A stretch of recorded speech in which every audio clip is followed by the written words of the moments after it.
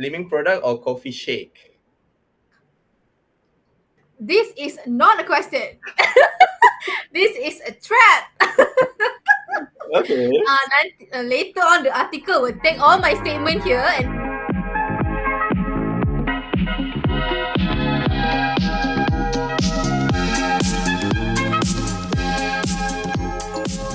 Hi everyone, welcome to episode 9 of Not Only Diet Talk by My Fun Diet. We aim to bring sustainable, healthy dietary behavior for everyone. Don't forget to like, subscribe, and share our podcast. It's available on YouTube and also Spotify. So today it's me here, Ameerul, and I have my co-founder here, my partner, my business partner as well, Shen Yi. And Hello. right. Yep. And we also invited a very special guest today, where we will introduce later, and we're going to talk a lot about something interesting, which related to pregnancy. Okay, about diet and pregnancy, and also some common issues or like the current issues that is happening in Malaysia as well. That I think it's worth for us to have a bit of discussion. And also maybe we will also go deeper into the perspective or the life experience of our dietitian today towards her perspective living in the east part of Malaysia, which I think it's going to be also interesting for us to discover about it as well. Okay. So yeah, before we invite the guest, Shani, do you want to say anything? Um, I was just thinking about this is the ninth episode of our podcast right Yeah. now. So I mean, just want to say thank you if let's say you are tuning in and or you are listening right now, and we definitely are trying to invite more and more speaker or Yeah. dietitian or even some people to share a lot more stories with Yep. you all. Yeah. All right, yeah, Shinyi. But before we go deeper into it, right, I Mm. just wanted to ask your opinion now because I see on your Instagram, you have a lot of follower, right? Not really a lot lah. Yeah, but okay. Yeah. Yeah. So how do you think the role of a dietitian? Where is it that important for us to have a lot of followers on social media, or is it important for us to have that online presence on social media? I think it is very important nowadays for us as a dietitian to have our online presence. Yeah, and I think on Instagram, we have a lot of influencer, Mm-hmm. or we have a few dietitian or nutritionists. They are actively advocate for something, or they are actively, do their sharing about nutrition to everyone. And I think it is super important because among all the influencer, some influencer might not how should I say might not have a degree like how we do, and sometimes what they share might be biased or might make public misunderstand. Understand. Yeah. Yeah, and also it might be interesting as well to know, like being a dietitian. Example, Mm. you are, coming out with a lot of facts, a lot of like something that is probably debunking the myth of certain facts that people usually believe, and trying to come up with something that is different from what people used to think. Mm. And you get a lot of like maybe different opinions or people go against you, and I'm sure that it's not easy, right, for you to go into that kind of situations where people canceling you or like bashing this kind of like term that the current generation is using, which Yeah. is very scary. Mm. And I think, yeah, that's a little bit of like sort of like the things that we're going to discuss today, about our guest today, which is one and only dietitian Jazeera. She's one of the, we can actually call her celebrity dietitian lah. Yeah. Yeah. I think if we heard the name Jazeera, everybody have heard about some topics that viral on Twitter, like example Yeah. related to kidney, like something related to Meal supplements that she tried. replacement. Yeah, meal replacement that she Yeah. tried to educate the public, I would say. So yeah, she's also turned out to be our senior back in UPM before. Yeah. So we kind of like had a conversation before we met before, maybe work together. I'm not sure that we have any significant relationship back in university, but I'm sure one thing that I remembered was that during the what we call that, the introduction for junior, when we Yeah. were first year, yeah, they were their batch were the one who actually did the, I don't know what to say in English, that Orientation. yeah, Is it? orientation, yeah. Orientation. Yeah. Yeah, so that's what I remembered a lot about the relationship or the thing that we have done together. Mm. And currently, she works in Sabah as a clinical dietitian. And we are also very intrigued to know how's her life in Sabah. So yeah, welcome Jazeera to our podcast. And Welcome. maybe do you want to just introduce yourself a little bit? Yeah. Okay, so hello and assalamualaikum everyone. I'm not sure what to say more because you guys already introduced me. Okay, anyway, I'm not a celebrity dietitian. Disclaimer. I need to disclaimer that I don't call myself celebrity, but um, my my name is Jazeera Julaili. You can call me Jazz. Usually people call me dietitian Jazz lah because that's my social media nickname. And true, I am from University Putra Malaysia together with my juniors here. I feel so old. Um, but yeah, I am located in Sabah right now, Kota Kinabalu to be exact, in one of the district clinic. But disclaimer, I'm not representing anyone, anybody, any institution. I'm representing myself as Jazeera and as a That's good. dietitian. Yeah. So yeah, that's much about me. Nothing interesting anymore. Okay. So maybe you want to just share, like what was your job before located in Sabah? Like I'm sure you were located in a different states Setting. before as Mhm. well, yeah, and different settings. Mm, okay. To talk about journey will take the whole day, but I think every dietitians in Malaysia, or to be exact, in government universities, they will go through all this journey before they go as a clinical dietitian. I first started as a F&B in an F&B as a catering dietitian, which requires a lot of energy, a lot of mental health yang tercabar. Um, and then afterwards, I go and move out to another sector, corporate sector in Sodexo, Malaysia, as a catering dietitian as well, and as a corporate dietitian. And then I moved to Gleneagles Hospital to Okay. work in clinical setting, in a hospital setting lah. And then move forward until now. I work in together with MOH, Kementerian Kesihatan Malaysia, in one of the klinik kesihatan lah. And my journey is a long journey. It's not something that I imagine myself being here. Actually, I thought I'm not gonna be able to be here and sitting here with you guys Mhm. telling you about my stories. I feel so old, when you guys ask all this question. I feel like I don't have enough experience. But if let's say my junior dietitians is seeing this podcast, what I wanted to say is this journey takes some time, Mm. and to be here also require a lot of strength. Yeah. And I learn a lot of new things every day. Mm. And when you talk about social media, yes, I started from there, moving forward until here lah. Mm. Understand. And do you still remember, like, how do you get popular on Twitter or X nowadays? Well, Okay, when you ask this question, okay. kind of like Yeah. funny and kind of like it's fun to talk about because Okay. I started writing in social media, especially Twitter, X we call it X right now, Mm. because no other dietitians that I could say that is quite well known, famous or well known lah in that particular platform. Mm. Mm. Facebook, we have the dietitians, we have Khairul Azwan, we have Hafiza Zobri and whatnot. Instagram also, we have a lot of new generations of dietitians coming in. But Twitter, not much. So, and during that time, I remember I was sitting in my car. I've seen a post regarding Atkins diet. Mm. And I was like, ni tak betul ni. I should do something about this one. Okay.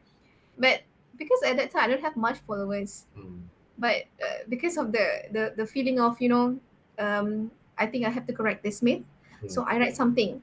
The first word that I put there is from a dietitian perspective, like that. So I wrote a few facts about Atkins diet and started to catch people attention. Then people getting to know me as a dietitian, and people know what is actually dietitian. Because sometimes when people ask about us, they will always compare us with the nutritionist. Of course, everybody will ask the same thing over and over and over again. But for me, it's okay because at least people are curious about us, and from I think 100 to 100 followers. Now it's getting to 30,000, 40,000 followers already lah. So for me, it's not something that I would say everything is good about that. Mm. When you are well known in social media, there's a price to pay. Um, because I've encountered that a lot of times. Yep. Whenever you write something out of your emotions, Mm. or Mm. when you encounter a belief or cult, I would say, because there's a lot of cult, especially in nutrition. 100%. So when you don't have a good principle, or when you have when you don't have a good knowledge about your own expertise, it would be a little bit hard for you to banter, or a little bit hard for you to encounter back in a 100%. professional way. Yeah. And Yep. Twitter is kind of like not toxic lah, I would say, kind of Harsh, right? harsh platform Mhm. where everything about you will be dick. So you cannot simply say things. Mm. And I learned it through the hard way. Got it, got it. Yeah, but before you get into it, Yeah, right, yeah. Shenyi, since you also shared about your background before, how you started, and you also have a lot of like people follow you right now. But what makes you choose to be in this setting right now? You know, like for me, like in your position right now, you've been invited to television as well. You know, like you've been a spokesperson to like talking about some diet articles and everything. And I'm sure that if you choose this path, you can sustain yourself like financially or like to make a living out of it, you know. But what makes you feel like, oh, it's okay, man, I'm gonna like move out of Penang or like KL and going to Kota Kinabalu, you know? Like what makes you have these thoughts of like, I'm gonna choose this? Yeah. Okay. First of all, if you want to go for profit, or you want to, gain money, this is not your platform. This is not your platform, okay? Because when you work in government sector, because I'm working in government sector, right? There's not much profit that you can gain unless if you're working in private sector or any other sector. But what make me come to Sabah at the first place is because first of all, before I graduated from UPM, actually, I've already made my mind. I wanted to be in clinical setting, but I'm not sure which field or which interest subspecialty that I wanted to be. And then when I was in Gleneagles, when I was in Penang, I've had a lot of bariatric patient, obesity management, and I am experiencing it with myself. Okay. For those who didn't know, nak buka aib ni. Okay. I was an overweight person, almost obese when I was in my university time. So when we talk about this matter, it's very close to my heart because because we felt it the same way with other patients feeling. So when I come to KK and they offered me a district clinic kesihatan kan, for me that is the nearest thing that I can do with my own passion. And if you notice in social media, usually things that I've mentioned or things that I've shared, most probably based on weight management, because that's the nearest to the community. If you want to talk about cancer, you want to talk about diabetes, you have to be in specific population. And we know that obesity is a disease right now. Yes. So that's why I chose to be here. And I'm not saying that I accepted this offer without doubting anything, because we moving to KK, we it's like the price of the flight is like, oh my god, so expensive, man. Mm. But for me, it's an experience that not many people can have. Yeah. That's very inspiring, honestly. Yeah. Yeah. Shenji? So, like, how is it going so far in when you? I mean, for how long already you moved to KK? Almost 2 years already lah. Almost. This very fast. That's I mean, yeah. yeah. I Okay. wonder how I survived, but yeah, I survived. Okay. Okay. That's good to know. So, how is it going so far right now in your job, in your working experience? Because just now you mentioned yeah, mainly about weight management is the things Mm, that close to you. And I did read, even I don't have X, okay, but I still read your story from some of the, I think some of the website. They actually mm. feature what you write on X. So Which I yeah. don't allow, but okay.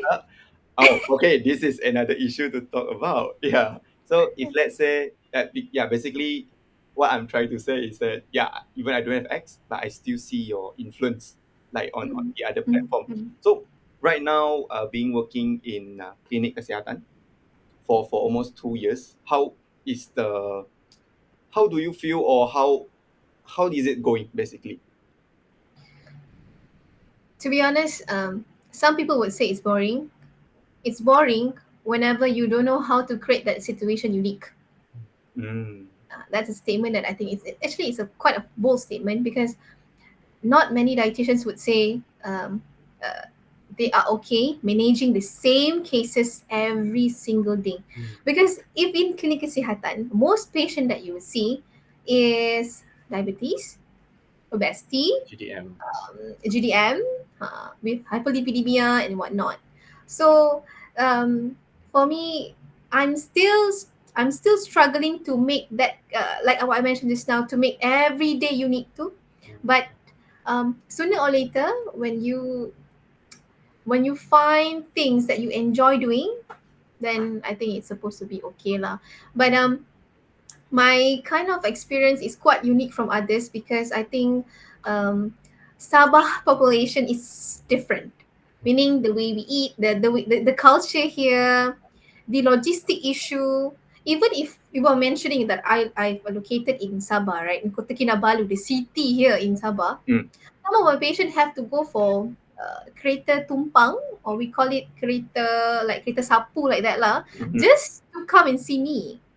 Mm. So, or maybe have to cross some river like Sampan and whatnot just to see me. So it's kind of like difficult not to it's difficult not to appreciate them as a patient. So I'm not sure what others. I'm not saying that aku lah yang terpaling bagus, no, but it makes you feel like you're not just a dietitian. Whenever you are in a clinic kesihatan, you will feel like you are more than that. And everybody is calling you doctor, even though we know that we are only dietitians, right? But you will feel appreciated more lah when you are in community settings, I think, because they take every word that come out from your mouth like gold.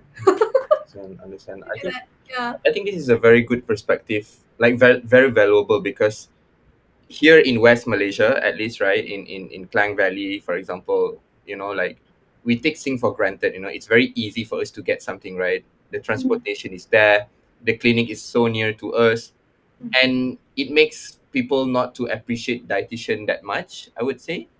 So True. does that mean the people in Sabah really acknowledge the existence of dietitian? Like they really adhere into whatever that you said, or like what's your perspective towards that?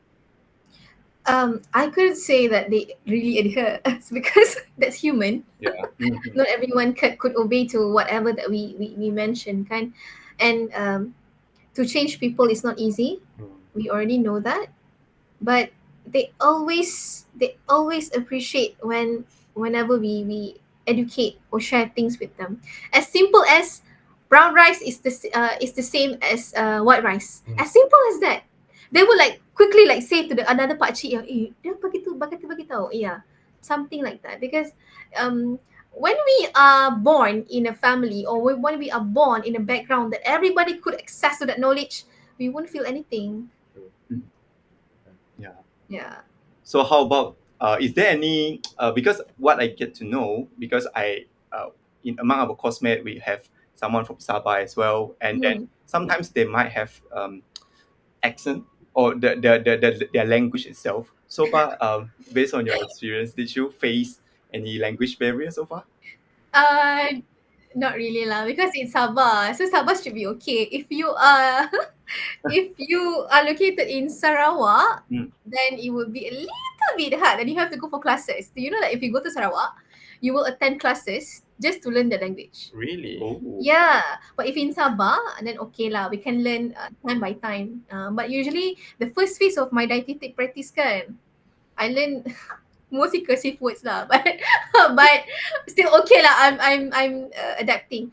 And Sabah accent is not so hard to understand unless you are in a rural area lah. They will use like our dialect lah, Kelantan, Terengganu, kan, something like that. And it's the same in Sabah. But they are very close with each other and they are very patient. Yeah. What do you mean by very patient? It's like waiting for the line to meet you. It can be, and they don't have any. Nah, not all, but most of them, they don't even honk. When they are driving, even though they are slow, like 40 km per hour, 60 km per hour, they don't honk. They just wait and then like santai, something like that. Something that I need to adjust because we're coming from Semenanjung. Yeah. We are very aggressive, Bro. and I reflect myself every day. We cannot really like take your time, but they do. But sometimes it triggered me lah because I'm quite aggressive. So I learned how to take a slower pace now. Yeah. Understand.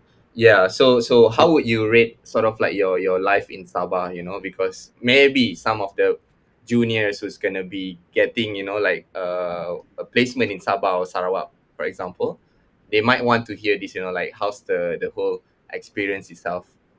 Hearing from someone who is currently there, is it that good? Is it that bad? Or I don't want to put like Okay. yeah. I'm not trying to sugarcoat things, but out of 10 lah, I give 8 lah, 8/10, Very nice. because I love nature, and Sabah, Mm. especially Kota Kinabalu, has been rated the most beautiful sunset in Asia Tenggara, if I'm not mistaken. That's why Korean people love to be here. That's why they know Kota Kinabalu other than Kuala Lumpur. But also, being in Sabah, in terms of career progression or career perspective, you will learn on how to adapt with very little resources. With all these limited resources, you will learn on how to maximize your knowledge and also your practical. When we talk about resources, people will presume like, oh, they don't have enough money to buy milk, they don't have enough money to buy healthy food. No, not only that. Sometimes also flood everywhere, so you want to make sure that everything is in control lah, especially when you go to home visit, or we call it domiciliary lah here in klinik kesihatan, where dietitians have to go there together with the team lah. So that's the experience that I'm not sure other places have, but yeah, at least we have. But in my experience kan, we don't have any dietitians rural area yet. Pejawatan will be open soon, so any junior dietitians that want to experience it, maybe we can apply lah, because there's a lot of vacancies in Sarawak also lah. If I'm not mistaken. I see. And the perks. I'm encouraging people to be here. No, the perks of going in Borneo, lah, extra allowance, to cover all the damage. And but of course, it's far from Semenanjung. But experience is gold. Yeah. Definitely, it's a very meaningful experience. But are you the only dietitian right now? In klinik kesihatan, Yeah. for your information, in Sabah, we have 4 dietitian in city that covered the whole Sabah. Alright. The whole Sabah.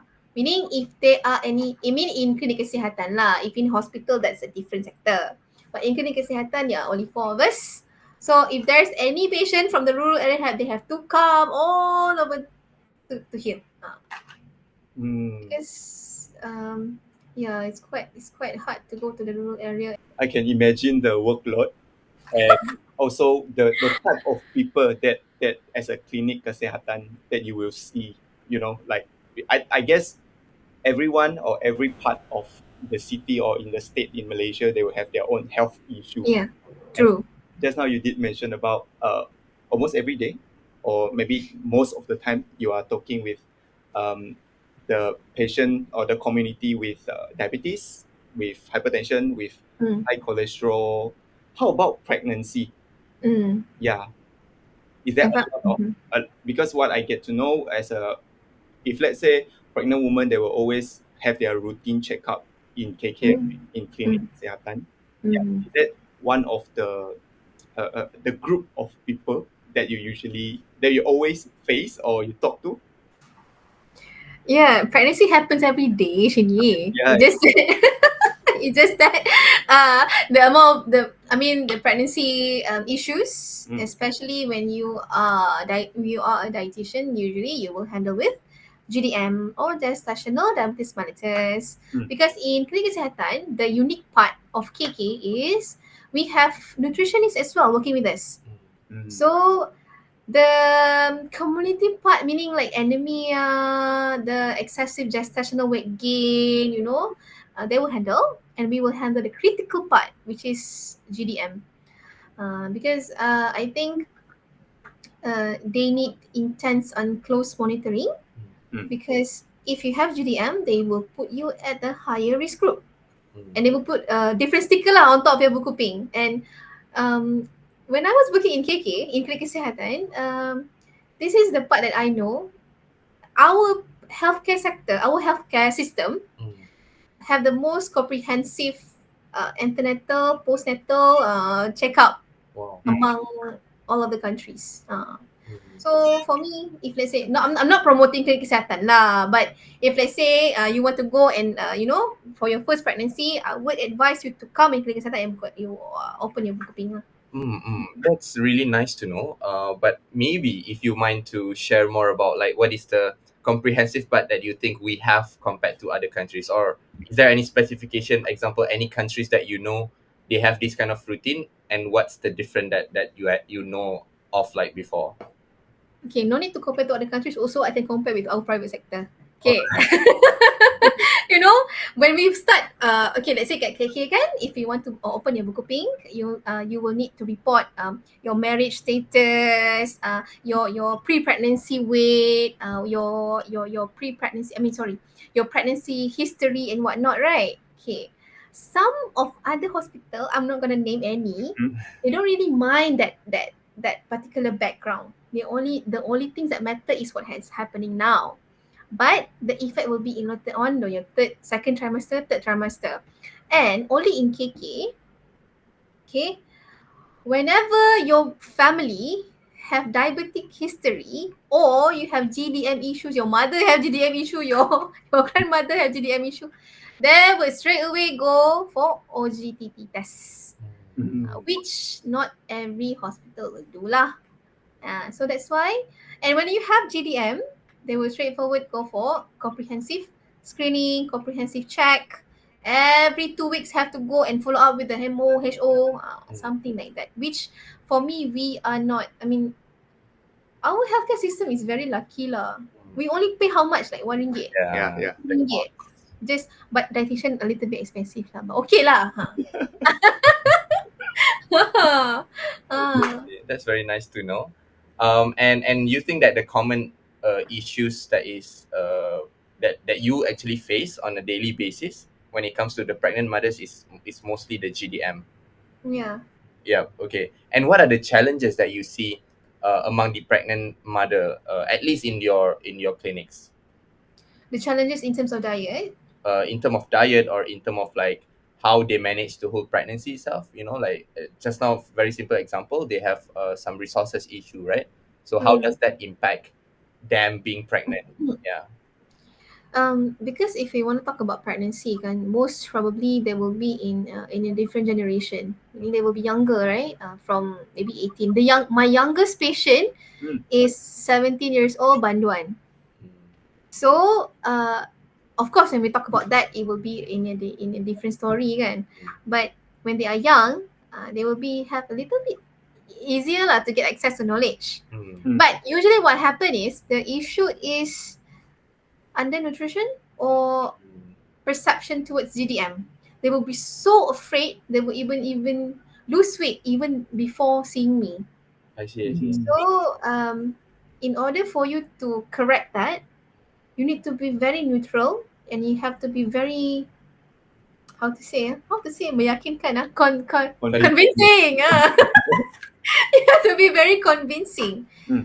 And sometimes when you are tired kan, you have to put that face, but you have to make sure that every pregnant mothers that come out from your room do not go for weight loss, because some of the major issues that pregnant mothers have whenever they know that they have GDM, they will started to lose weight, they don't want to eat that, they don't want to eat rice, they don't want to do that, something like Mm. that, which is very serious, especially when they have when they are doing in second or third trimester lah. Hmm. But why weight loss is so dangerous? Because you mentioned about that, right? I believe Mm, it would be good if, let's say, some of the audience, maybe the yeah. people around them, or they are pregnant. Okay, okay. Let me just put it in one word lah. When you are pregnant, the only thing that matters, especially when you have GDM, is your blood sugar control, not your weight. To be honest, to be honest. Hmm? But whenever you try to control, kan, when you want to make sure that everything is normal, your blood sugar profile is okay, your weight also will be maintained. But whenever you lose weight, kan, your baby's nutrition will not be there. Then how? Mm. Also, this is a little bit facts lah. If let's say you're trying to lose weight, your blood sugar profile might go higher. Mm. So there's nothing much for you to. I mean, I don't think it's a wasteful thing to do lah. Especially when it's dangerous. I mean, it put a higher risk for your baby. I get to know we have certain weight gain, recommended weight gain that Yeah, we yeah. need to go through for each pregnancy. Okay. I Mm-hmm. understand. Perhaps that is a guideline. That is a guideline, right? But in practicality wise, it might difference. So Yeah. even the guideline, they are suggesting you should gain weight, but not lose it. According. Yeah. Yeah, True. True. True. yeah. You should maintain lah, not saying that. I mean, you can gain weight according to the recommended guideline, Mhm. but if let's say you exceeded 1 to 2 kilos, you can just talk to your healthcare provider. Nobody gonna be mad at you. Don't go and fasting 24 hours, no, because I encounter this a lot. So sometimes the words that come out from my mouth too, we have to tapis a little bit. But also, if let's say we have GDM mothers watching this podcast, please make sure that don't overdo, don't overeat also. Because sometimes people get too excited. Oh, I don't have GDM. Okay, balik ni. We go buffet. Then the next trimester got GDM. Cannot. Mm. Something like that. But also, there's a reminder lah. If let's say you want to go and get pregnant, this is a planned pregnancy lah. Make sure that you have a good BMI, normal BMI at least, because you want to prevent this risk from coming in. GDM is a higher. I mean, sorry, it's a rising case. It's a rising rising issue Mm. among our pregnant mothers. We don't want it to be common because it's not something that is good. Uh, Understand. Okay. So you were telling us earlier about Buku Pink. mm, I think one of the reasons earlier that we kind of like thought of like, okay, we should actually invite Jazeera as well is because of one of your recent posts about Buku Pink as well, which I think is very interesting and important for every pregnant mothers, I believe, right? yeah. Should actually know. So maybe you just want to tell us like in general, maybe for also the future husband or husband who's gonna be a father soon, what is Buku Pink and why is it so important? Yeah. Okay. First and foremost, buku pink is a common word. Actually, it's a rekod kesihatan ibu. But to make sure that everybody knows and our patient knows what are we talking about is that was why we call it buku pink. And if the pregnant mothers are watching, if take a look at your buku pink, there are stickers on top of your cover page. There will be whether it's no sticker or white coded, color putih. So meaning that you have lower risk lah. You can go and have like you go and other hospitals doesn't necessarily have to go for government hospitals or clinics. But if you are in a higher risk, they will put either yellow or red sticker. Also green lah, but it goes for stages. And if you're talking about teenage pregnancy, they will be in yellow sticker lah. And GDM mothers usually they will end up in yellow. But it depends. It depends on situation. I cannot rule out everything because I'm not a doctor, so I cannot diagnose everything, right? So, but it depends on your blood sugar profile control as well. Mm. But if let's say you have any heart issues or maybe previous history of your pregnancy have a lot of major issues, and they will put a red sticker on top of the cover page lah. But in terms of dietetic perspective, we will always teach our patient to go and selak the buku pink until the page 10, muka surat 10, to make sure they know and teach them, share to them how to know whether your blood sugar profile is in control. Because whether you believe it or not, some of us, some pregnant mothers, Mm-hmm. not only women lah, some also husband lah, when we ask also everything doesn't know kan. So whenever you write something, you have to understand what are you writing about. Especially blood sugar profile. Whenever I ask, they don't even know what is normal, what is not normal. So if you are a new mother, it's very important for you to open the book and read one by one. Everything is already there. We even note there what is the normal value of blood sugar profile. What is the recommended guideline. Everything is in there. So the only thing we need is to read. Understand. Shen Yi, I do have next question that I want to ask Jazeera, but do you have anything to ask Jazeera about this Buku Pink or anything related to diet and pregnancy before I ask the question? What So what far, else? What else is being recorded in the Buku Pink? You mentioned that's how they check their blood sugar. yeah. You also mentioned about the guideline about The recommended weight gain, yes, gain. true. Is there anything And else? also their usually when we open the Buku Pink, Mm. if they are not late booker lah. Late booker meaning they already got pregnant for 6 months and then they wanted to open the Buku Pink. Then it's a different story. Yeah. But other than that, we have pre-pregnancy weight. We have the BMI, right? From the BMI that we can go for the recommended weight gain. Mm. And then after that also we have medical history. How much children that you have, your family background, what is your husband working as, as simple as that. And then from there we're gonna go for the intervention lah. And also if you are a dietitian, you will go and take a look at the MO's plan. The MO's plan is the most important part lah for us, because we wanted to know what kind of medication, supplements that this patient is taking lah. That is the most important part for us. If I'm not mistaken, even if let's say after a pregnant mother give birth to that, Yeah. they will still need the Buku Pink, right? Yes, postnatal care, So which we don't really intervene, but yeah. yeah, because I read some of my I read a sample before, and I get to know Uh-huh. that even after you give birth and whatnot, you will still need the book at least to keep as a comprehensive information on you, like before pregnant, during pregnant, and after you give birth. Okay. I guess that's what makes Buku Pink a very important book that Yeah, every pregnant true. mother should keep. Actually, we have 2 copies. Mm. One copy for mother, one copy for the clinic to keep.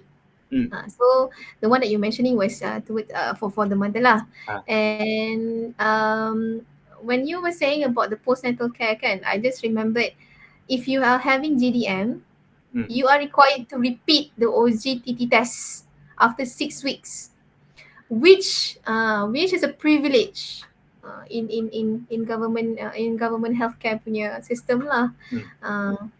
But also for me, as because Shini was mentioning about the book, right? Make sure that you keep it very very neatly lah. Cover it with plastic, whatnot. Nanti kan banjir, whatnot. And then nothing to be nothing to be seen. That's the sad part lah of our system, because we are not digitalized yet. But yeah. Understand.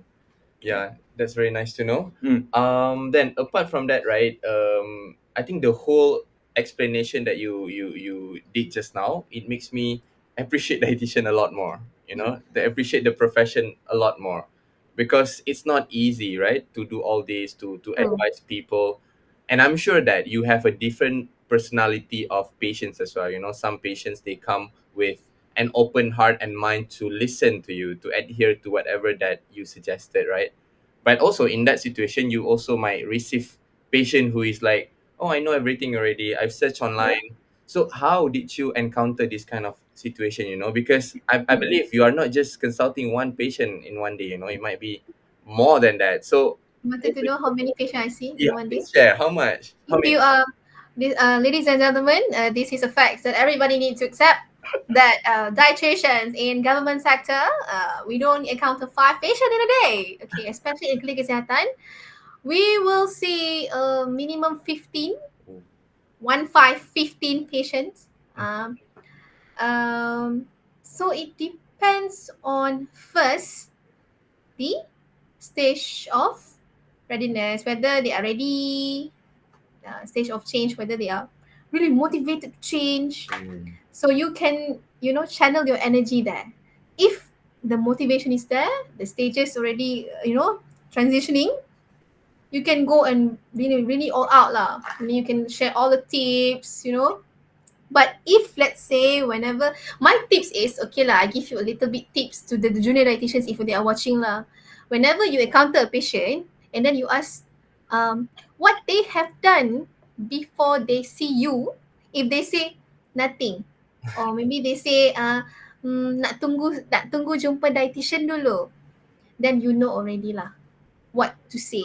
Keep it simple and nice, but be professional. Something like that. Because you have to remember, let's say if you have 15 patients, all 15 patients have kind of like the same issues. They pay the same amount. You have to know when to give the energy to the right person so that they can go and maximize their potential to change. You might change people's life. Dietitians sometimes they don't agree with this, but I do have this principle because I see a lot of my patients change from one person to another person. Um, and most of the time, that thing reflected on myself because changes, especially obesity lah, kan? Obesity or diabetes kan? Whenever they have encountered a positive feedback for us, or whenever after they saw us in one session and then they get the HbA1c diagnosis after this, and then they go for follow up, and then they feel like we are some of the makcik say macam kiriman Tuhan begitulah. Allah Akbar. Oh. Mm. But this thing come once in a while only, not every day. So in order for you to be as persistent as a dietitian that really really go and wanted to do something, wanted to do different, it's very challenging. It's not gonna happen every day. Sometime, someday you will feel like you will feel like Mhm. whatever lah. I wanna finish this, I wanna go home. Mhm. But sometimes this patient will teach you on how you should reflect to yourself. I'm a dietitian. I could change people's life. So that's how I keep myself happy and motivated. And that's how I choose my patient on whether I'm ready to give. I mean, I'm ready to give more or not.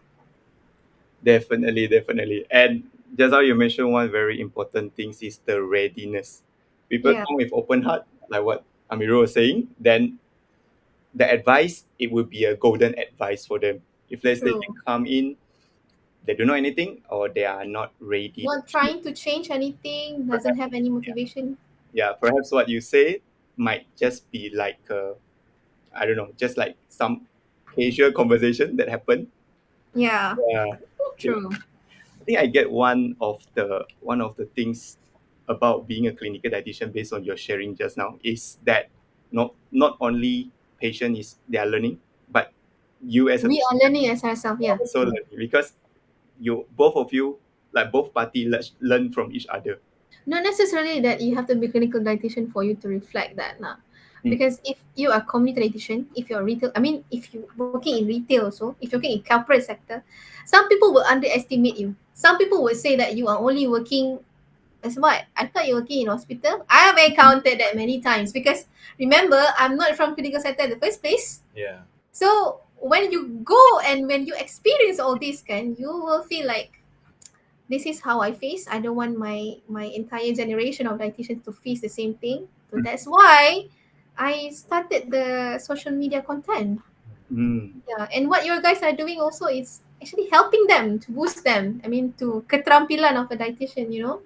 So it helps. So you're changing some people's life also. Yeah, that we might not know right now, right? I don't Right. know.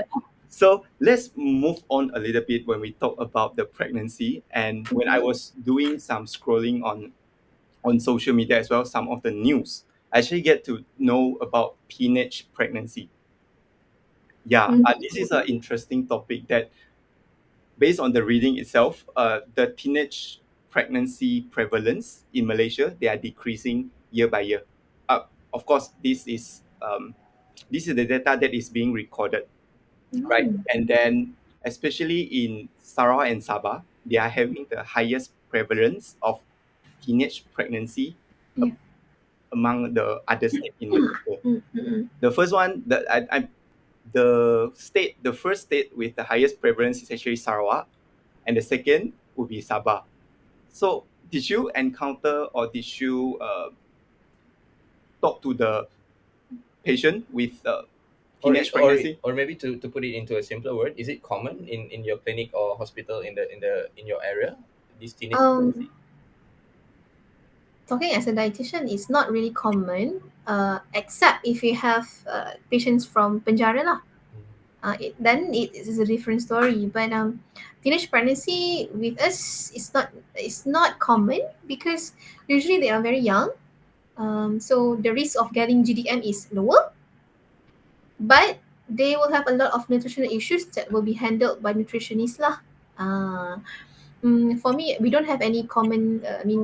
I don't find it common for us to see it every day. But I do admit that teenage pregnancy is getting higher and higher, and I think the contributing factors is because of the undeclared marriage. We call it here is kawin kampung. Oh. Mm. Ha, kawin kampung still wujud still exists until now, especially in the rural area. Then whenever they call it kawin kampung, we already know that they are not married and the pregnancy is, they have to do something else lah. Like kawin, what is the meaning of kawin kampong? Kawin kampung meaning they get married Yeah. based on cultural belief. Okay. Not by us. We have to Willingness. go to the majlis agama. We have to sign documents and we have to have proper ceremony, right? I see. They don't have that. Mm. And most of the teenage mothers lah, I would say. Okay, they will go through this, and I'm not sure what is happening, and I don't want to talk much about that because I am not in that particular field to talk about. So, but it's quite worrying lah because you were mentioning about Sabah, right? I'm in Sabah. There's How could like, I not know this? I only know like yeah, kawin kampung is a lot, but teenage pregnancy, I'm not sure. Yeah. I see. And if let's say you meet just now Banduan, right? Example, Mm. Mhm. Banduan is prisoner, right? Yeah, Yeah. prisoner. So let's say you meet a teenage prisoner who is pregnant, right? Yeah, huh. And then yeah, of course they are teenagers, so the way how we talk to a teenager or to an It's adult different. is different, right? So how did you treat them professionally? Like how did you communicate? Are you like making them really like a child, like adik kena makan macam ni? No lah. Teenage pregnancy, the youngest that I've seen is not yeah lah, 17 lah.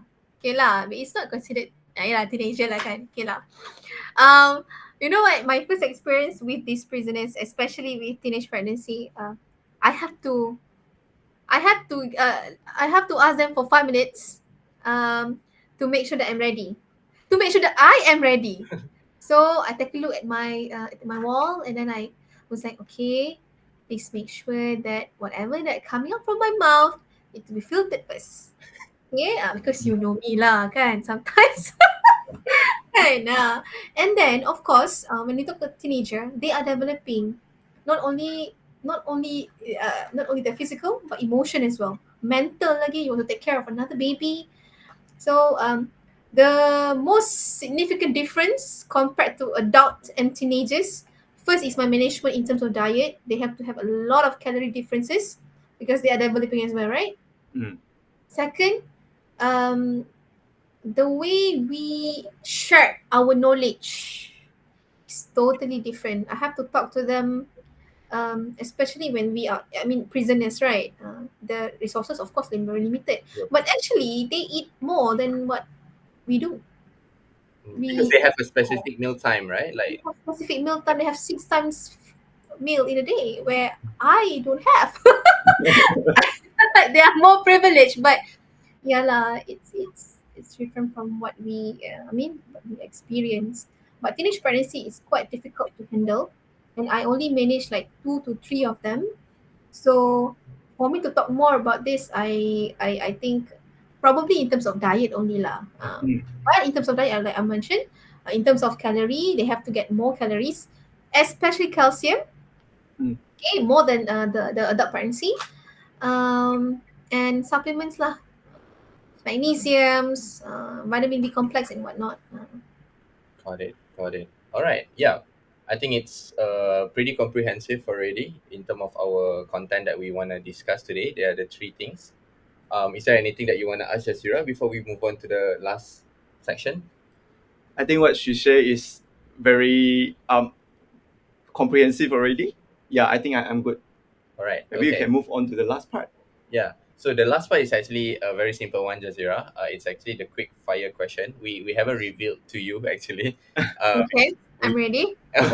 All right. Yeah. Mr. Fire. You just need to choose one. Okay. Okay. All right. So the quick fire question. The first one: KKM or private? Hey, this is not fair. I just sugarcoat it. Allah, this is not fair. Okay lah, okay lah. Okay, again. Yeah. So KKM or private? Private. Okay. Dietitian or influencer? Dietitian. Gym or Pilates? Gym. Slimming product or coffee shake? This is not a question. This is a trap. Okay. Later on, the article will take all my statement here and put it in one big headline. Then my fin daya will get sued. No lah, both also cannot lah, yo. Yeah. We purposely choose that question. Yeah. Purposely you guys ni. Okay. No, I cannot. Last one. X or Instagram? X. Maybe because I'm insecure with how I look. No lah. No, because Instagram it requires a lot of effort to record, and then to be on there. But X is more on how you write, I think. Yeah. Okay. Since also we today we talk about this X thingy, like social media and stuff. Do you still like really engage with the audiences, like by asking, by receiving some questions and you answer to them like one by one, or how does it work on your site right now? In X or in Instagram? Like, Other I think platform? most probably when it comes to the general public, it's mostly in X, right? Mhm. Yeah. So do you still actively engaging and do some new Yeah. contents and stuff? I'm still actively engaging, but because my content is based on issues. We cannot be a dietitian short sendiri. Do you know what is dietitian short sendiri? Meaning we are discussing about topic that society doesn't want to know about. Understand. Okay. It's not saying that you are wasting your time. I'm just saying about if a society wanted to know something that the current issues is ongoing, you should take that opportunity to discuss about it in a dietitian's perspective. Understand. Okay, I'll give you an example. People are talking about kurma butter. Kurma butter, right? Everything viral. Everybody wanted to try and whatnot. You should take the opportunity to discuss because everybody's talking about it. Yeah, but it depends also lah. Whenever I have time, or whenever I think that this is a crucial issue for people to know, especially when I was recording about the Buku Pink. There's an issue coming in KKM. That's why the video is published. I wanted to make sure everybody gain that knowledge because knowledge is actually quite, not everybody can get that access kan. Understand. I hope it helps lah. It will. Yeah. Yeah. And definitely, if let's say I'm someone who never know about Buku Pink or whatnot, even in this podcast, based on what you shared just now, Mm, I'll gain a lot of knowledge on what is inside, why is it important. yeah, Yeah. Yep. yeah, true, true. I hope. Yep. So Jazeera, before we go into the summary, we will do the summary. Maybe do you have any advice for any pregnant mothers out there? You know, since this is the common issues that you see in KK. Okay, my first advice absolutely will be knowledge. And whenever you wanted to get pregnant, please plan your pregnancy well because I've seen a lot of devastating issues regarding unplanned pregnancies and very sad to see that I'm so sorry if this sounds biased, It's okay. but women are always the victim about on this matter. And whenever I see a patient and they're coming alone, most of the time they will come alone and they have to juggle with a lot of things. Kids, they have like 5 to 6 kids. More house they have to go and take care, and then they have baby inside.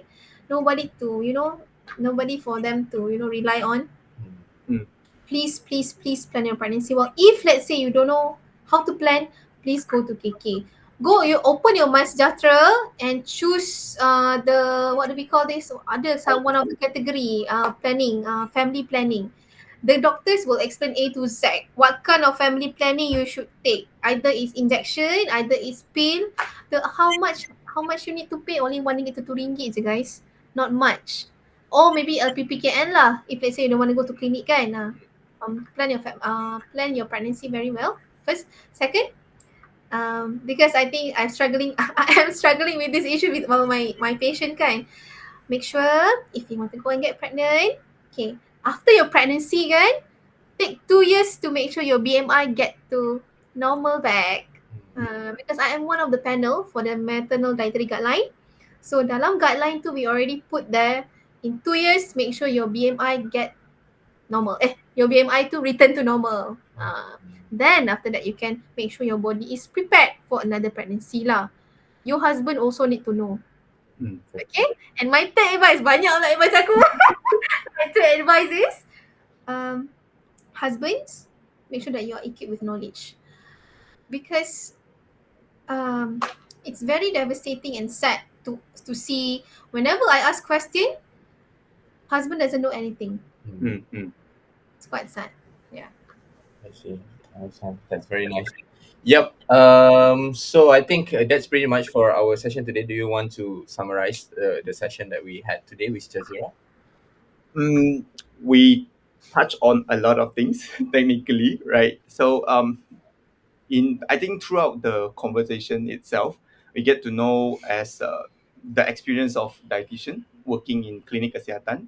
How is your job looks like, and definitely when we talk about diet in pregnancy or the issue that a pregnant mother is usually facing, yeah, based on the sharing the experience that you have is very helpful. I would say it give a picture to someone, perhaps someone who maybe a guy who never get to know about what could be the possible issue, or who never been to KK, for example, right?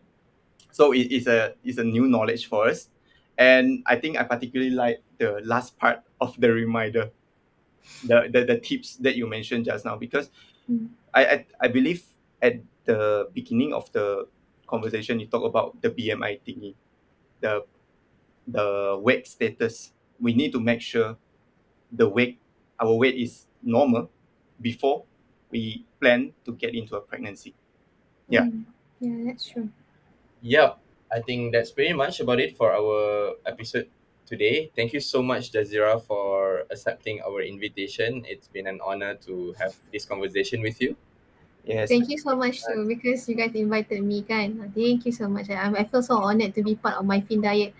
And I think um I would can I say something? Sure, sure. I forgot to mention this.